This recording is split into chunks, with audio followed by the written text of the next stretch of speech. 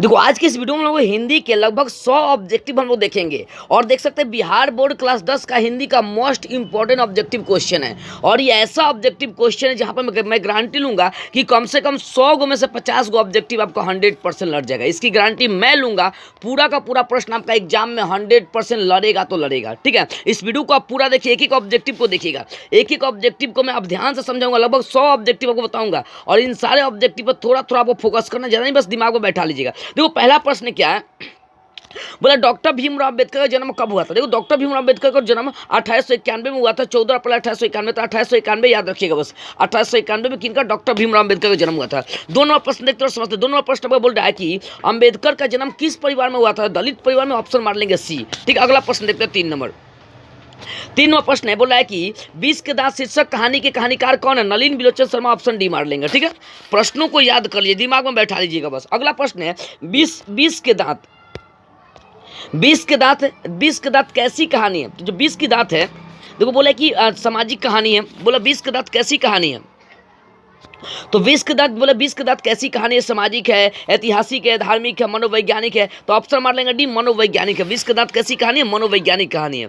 आगे प्रश्न नंबर 5 देखते हैं। बोला कि नालंदा विश्वविद्यालय कहाँ पर स्थित है। तो नालंदा विश्वविद्यालय जानते हो वो कौन सा, बिहार में स्थित है। ठीक है, ऑप्शन ए मारेंगे।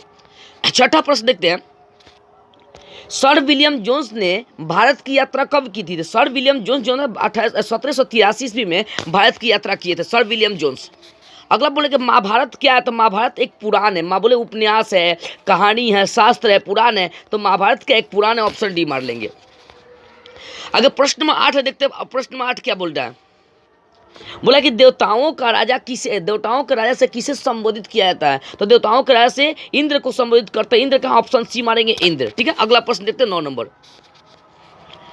प्रश्न नंबर 9 बोला है कि कौन मनुष्य का आदर्श नहीं बन सकती। कौन मनुष्य का आदर्श नहीं बन सकता है। तो जो बंदरिया है ये मनुष्य का आदर्श कभी नहीं बन सकती। आगे प्रश्न नंबर देखते हैं 10। बोला किस देश के लोग बड़े बड़े नख पसंद करते हैं। देखो बोला गौर देश के जो लोग होते हैं बड़े बड़े नख पसंद करते हैं, ऑप्शन ए वाले गौर देश के लोग। आगे प्रश्न नंबर 11 देखते हैं। बोले कौन, बोले प्रश्न देखिए, कौन छोटे नखों को पसंद करते थे। यानी कौन छोटे नख को पसंद करते थे। यानी जो दक्षिण भारत के लोग थे वो छोटे नख को पसंद करते थे, यानी दक्षिणात्य मारेंगे, ऑप्शन ए मारेंगे। आगे प्रश्न में देखते हैं 12 नंबर। बोले नेपाली भाषा किस लिपि की भाषा है। नेपाली जो है ना किस लिपि की भाषा है। देवनागरी लिपि की भाषा आपका नेपाली भी है। ठीक है, ऑप्शन मारेंगे डी, देवनागरी लिपि का ही भाषा है। हिंदी भी आपका देवनागरी में ही आता है। आगे बोला मराठी किस लिपि की भाषा है। तो मराठी भी देवनागरी लिपि का ही भाषा है। ऑप्शन कौन सा मारेंगे, सी मारेंगे, ये वाला, ऑप्शन सी। प्रश्न में 14 कि मौत का नगर के लेखक कौन है। तो मौत के नगर का अमरकांत है, क्योंकि बहादुर कहानी में ही पढ़ना है। तो ऑप्शन मार लेंगे डी। प्रश्न में आगे देखते हैं 15 नंबर। परंपरा का मूल्यांकन पाठ के रचनाकार कौन है। रामविलास शर्मा, ऑप्शन मार लेंगे सी। आगे प्रश्न में देखते हैं 10 नंबर। सारे प्रश्न इंपॉर्टेंट है, ध्यान दीजिएगा। बोल रहा है कि जीत जीत में निरखत हूँ। प्रश्न में 16 जीत जीत में निरखत हूँ किस विद्या से संबंधित है। जीत जीत में निरखत हूँ इंटरव्यू लिया गया राशिम वाजपेयी के द्वारा। इंटरव्यू का हिंदी होता है साक्षात्कार, इसका मतलब ऑप्शन मार लेंगे डी। ठीक, अगला प्रश्न देखते हैं।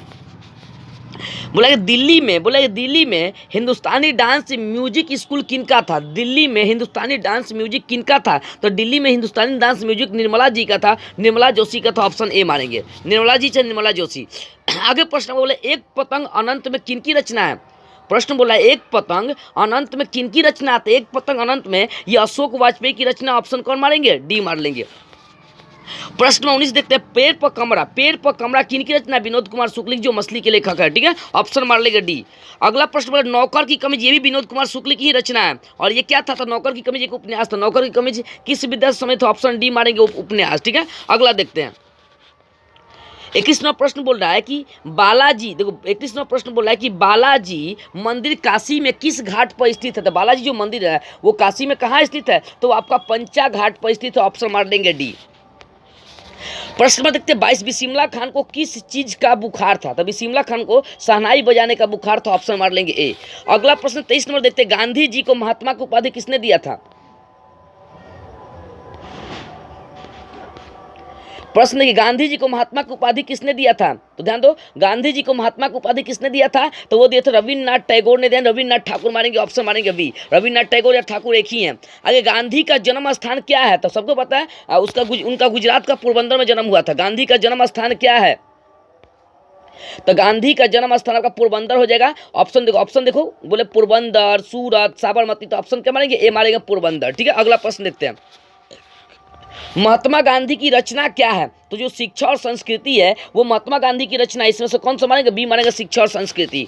आगे प्रश्न में बोले दस्तकारी का क्या अर्थ होता है? तो दस्तकारी का हस्त कौशल, यानी हाथ से लिखना, दस्तकारी हस्त कौशल मानेंगे, ऑप्शन सी हो जाएगा, हस्त कौशल।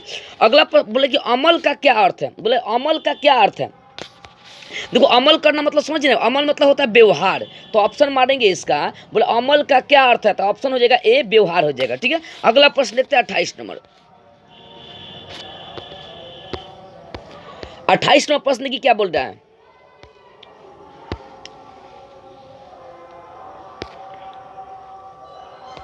28 नंबर बोले सत्य के साथ मेरे प्रयोग किनकी रचना है? तो इसको my experiment with truth English में बोलते हैं, यानी सत्य के साथ मेरे प्रयोग महात्मा गांधी की रचना, ऑप्शन मार लेंगे डी, किनकी मानेंगे? महात्मा गांधी। 29 नंबर प्रश्न बोले रीति मुक्त, बोले रीति मुक्त काव्य धारा के सिरमौर कवि किन्हें? देखो धनानंद को ही सिरमौर कवि कहा जाता है, यानी रीति मुक्त काव्य धारा का सिरमौर कवि किन्हें माना जाता है? तो वो धनानंद मानेंगे, ऑप्शन बी हो जाएगा। आगे प्रश्न नंबर देखते हैं 30 नंबर देखते, बोले डफाली का अर्थ क्या होता है? तो बाजा बजाने वाला, डफाली मतलब क्या होता है? बाजा बजाने वाला, ऑप्शन क्या मार लेंगे? सी मार लेंगे। अगला प्रश्न देखिए 31वां, सुमित्रा नंदन पंत ने मिट्टी की प्रतिमा किसे कहा है? तो यहाँ पर देखो ऑप्शन जो दिया है, ए नंबर मूर्ति है, बी नंबर माता है, 3 नंबर देखो, तो जो है ना सुमित्रा नंदन पंत मिट्टी की उदासनी जो है ना भारत माता को बोले, ऑप्शन मारिएगा डी। ठीक है, आगे प्रश्न बोले दिनकर ने अपनी पढ़ाई कहाँ तक की थी? तो दिनकर जो था बीए ऑनर्स किए थे, बस इतना ही, बीए ऑनर्स, ऑप्शन मार लेंगे ए। अगला प्रश्न देखते हैं हम लोग आपका 33 नंबर, चिंता किस प्रकार की रचना है? तो चिंता जो ना ये अज्ञे जी की रचना, ठीक है ना। तो चिंता जो ना एक काव्य है, चिंता क्या एक काव्य है, चिंता किनकी रचना है? तो अज्ञे जी की रचना है, सच्चिदानंद हिरण्यवत्सयन अज्ञे की रचना। आगे कुंवर नारायण बुढ़ा चौकीदार किसे कहा? तो वृक्ष को कहा, ऑप्शन मार लेंगे सी। अगला प्रश्न बोले झगड़ा फसाद कौन सा समाज है? झगड़ा फसाद, तो याद रखिएगा अगर बीच में डैश आ जाएगा ना, बीच में डैश, तो इसका मतलब होता है द्वंद्व समास होता है। क्या? द्वंद्व, ऑप्शन सी मारेंगे, झगड़ा फसाद आपका द्वंद्व समास हो जाएगा। आगे बोले गलत पत्ते की चिट्ठी किनकी रचना है? तो गलत पत्ते की चिट्ठी जो है ना वो अनामिका की रचना, ऑप्शन मार लेंगे डी, किनकी रचना? अनामिका की। आगे 37 नंबर प्रश्न बोला लौट कर आऊंगा फिर, देखो 37 नंबर प्रश्न है लौट कर आऊंगा फिर कविता, लौट कर आऊंगा फिर कविता, कविता को हिंदी में रूपांतरित किसने किया था? देखो हिंदी में जो थे वो प्रयाग शुक्ल ने किया था, क्योंकि ये बांग्ला भाषा में है। जीवनानंद दास की रचना, इसका हिंदी में प्रयाग शुक्ल ने रचना किया। आगे 38 में हे प्रभु के पादुका की संज्ञा किसे दी गई है? बोले प्रभु के पादुका की संज्ञा कौन है? तो भक्त ही प्रभु का क्या है? पादुका के समान है। ठीक है ना, तो इसमें ऑप्शन क्या मारेंगे? प्रभु के पादुका मतलब चरण, यानी चरण में पहनने वाला एक चप्पल होता है, तो बोला कि खराऊ को, पद चिन्ह को, दास को कहा गया प्रभु का। ठीक है ना, प्रभु की पादुका। 39 नंबर प्रश्न बोला दही वाली मंगमा कहानी के कहानीकार कौन है? तो दही वाली मंगमा कहानी के लेखक श्रीनिवास है, ऑप्शन ए मार लेंगे। आगे प्रश्न में 40 नंबर देखते हैं दहते विश्वास कहानी के कहानीकार कौन है? तो दहते विश्वास के हैं, दहते विश्वास के साथ कोरी होता, पूछता है ये किस भाषा की कहानी है? तो ये आपका उड़िया भाषा की कहानी है, क्योंकि उड़ीसा की ही कहानी है। आगे प्रश्न में 41 बोले माँ कहानी के कहानीकार कौन है? तो माँ कहानी के कहानीकार जो है ना, माँ कहानी का ईश्वर पेटलीकर, ऑप्शन मार लेंगे बी। 42 नंबर प्रश्न नगर कहानी का कहानीकार कौन? नगर कहानी का सुजाता है, ऑप्शन ए मारेंगे। आगे 43 नंबर प्रश्न बोले धरती कब तक घूमेगी में, 43 नंबर प्रश्न बोला है कि धरती कब तक घूमेगी, बोला कि धरती कब तक घूमेगी,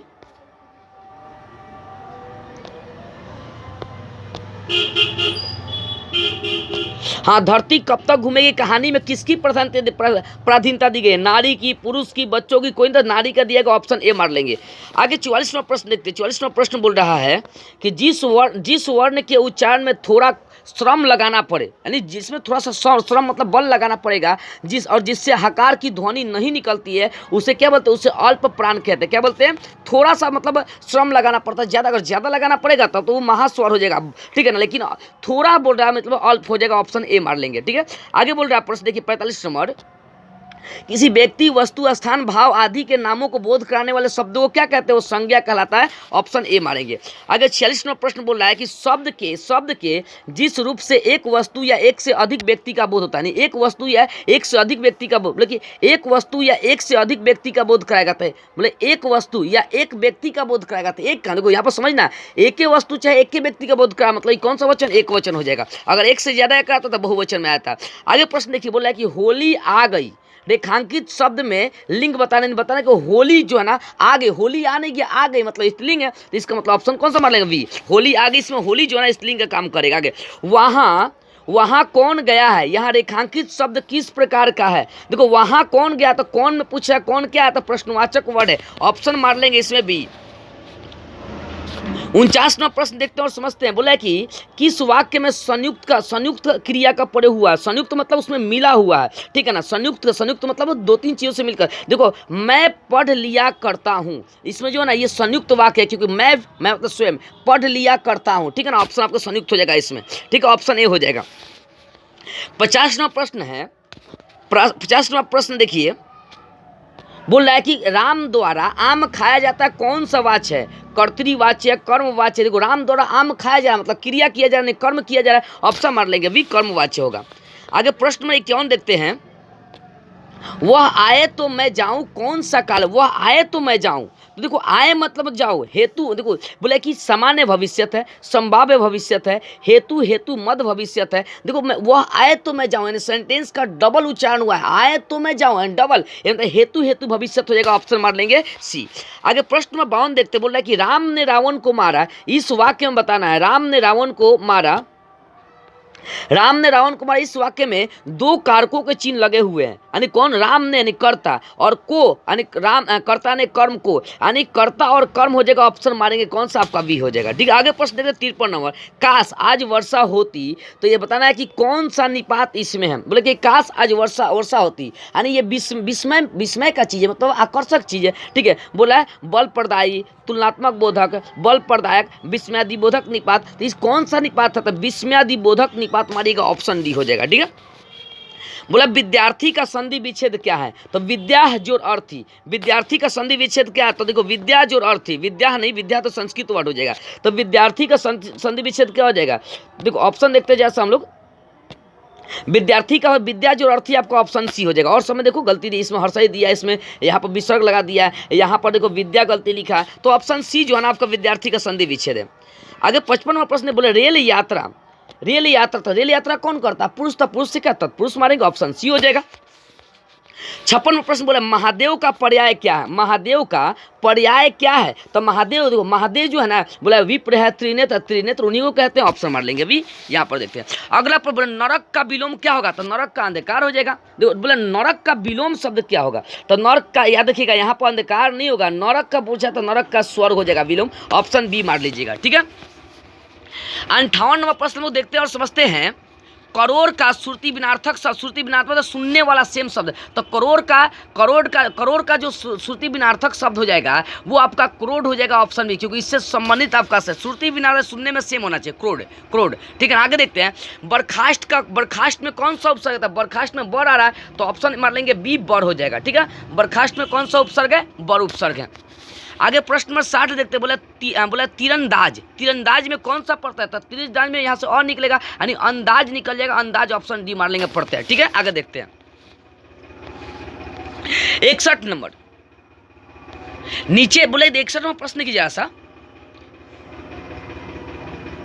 बोला कि नीचे दिए गए शब्दों में कौन सा शुद्ध है, ये बताना है कौन शुद्ध है। देखो बोले कौन शुद्ध वाक्य है, तो आशीष दिया है, देखो आशीष, देखो हर्षई दिए गए, अंतर दिया है, बस शुद्ध बताना है, तो ऑप्शन ए देखो आशीष जो है ना ये आपका शुद्ध है, ऑप्शन ए, ठीक। आगे देखते हैं 62 नंबर, नीचे लिखे गए शब्दों में कौन शब्द शुद्ध है, यानी बताना है कौन इसमें शुद्ध है, ये बताना है आपको, ठीक है ना, कौन शुद्ध है। तो अयोध्या, देखो अयोध्या लिखा है, इसका मतलब ये ऑप्शन आपका क्या है? गलत है। हाँ देखिए इसमें अयोध्या लिखा है, जबकि अयोध्या होना चाहिए, ये अयोध्या लिखा है और ये अयोध्या लिखा है, तो ध्यान दीजिए ये दोनों ऑप्शन बी और सी देख सकते हो, ऑप्शन आपका सेम है, इसका मतलब आपका है या तो बी में ऑप्शन का मतलब या तो बी होगा नहीं तो सी होगा, जो लिखने वाला टाइपिंग करने वाला थोड़ा सा गलती किएगा, ठीक है ना। अगर थोड़ा सा डिफरेंस होना चाहिए। बोला कि निम्नांकित में कौन तत्सम शब्द है? तत्सम मतलब होता है संस्कृत वर्ड, इसमें संस्कृत वर्ड कौन है? ये देखो आदमी, चिड़िया, सर्प, चिड़िया, भाका, तो इसमें सर्प जो है ना संस्कृत वर्ड है, तत्सम आपका सर्प हो जाएगा। 64 नंबर प्रश्न बोला निम्नांकित में कौन तद्भव होता है? तद्भव हिंदी वर्ड है, तो उल्लू जो है ना हिंदी वर्ड है, ऑप्शन ए हो जाएगा तद्भव। बैठकर पढ़ो अर्थ की दृष्टि से वाक्य के प्रकार बताना है, बैठकर पढ़ो अर्थ की दृष्टि से बताना ये वाक्य का कौन सा प्रकार है। तो बैठकर पढ़ो मतलब आज्ञा दिया गया, तो आज्ञावाचक हो जाएगा, ऑप्शन मार लेंगे सी। आगे देखते हैं 66वां प्रश्न बोला है जो जानने की इच्छा रखता हो उसके लिए एक शब्द बनाना है, तो जो जानने की इच्छा रखता है उसको जिज्ञासु कहते, तो ऑप्शन ए हो जाएगा। आगे प्रश्न नंबर देखते हैं 67 नंबर, बोले बहुत परिश्रम करना के लिए एक मुहावरे का प्रयोग करना है, तो बहुत परिश्रम करने वाले के लिए आकाश पाताल एक करना, ऑप्शन बी हो जाएगा। 68 नंबर प्रश्न बोले संज्ञा का कार्य, देखो संज्ञा का कार्य करने वाला पद समूहों को क्या कहते हैं, संज्ञा का कार्य करने वाला, बोले संज्ञा का कार्य करने वाला पद समूह को क्या कहते हैं, तो पद संज्ञा पदबंध कहते हैं, संज्ञा काम कर रहा है मतलब संज्ञा पदबंध हो जाएगा। आगे बोल रहा है 69 में जल का क्या अर्थ होता है, तो जल का अर्थ होता है प्रतिष्ठा, ऑप्शन ए बनेगा, जल का अर्थ प्रतिष्ठा होता है। 70वां प्रश्न देखते हैं, बोला निम्नलिखित में कौन सा वाक्य शुद्ध है ये बताना है। देखो तो यहाँ पर ऑप्शन डी आपका शुद्ध है, मैं गाने का अभ्यास कर रहा हूँ, और सब जो ना गलत आपका है, तो मैं गाने का अभ्यास कर रहा हूँ ये वाला सेंटेंस सही है। तो इस तरीके से मैं आप लोगों को 70 हिंदी का ऑब्जेक्टिव बता दिया, कितना 70 बता ऑब्जेक्टिव, और ये 70 में से गारंटी ले रहा हूँ कि आपका 50 को एग्जाम में लड़ेगा 100, क्योंकि 70 में से 85 को ऑब्जेक्टिव वो एमआर सीट में रंग कहना है। तो इन 70 भी ऑब्जेक्टिव को देखिए और बनिए, सब 17 ऑब्जेक्टिव को रिवाइज करिए, पूरी गारंटी के साथ यहाँ से लड़ जाएगा आपका प्रश्न सेम।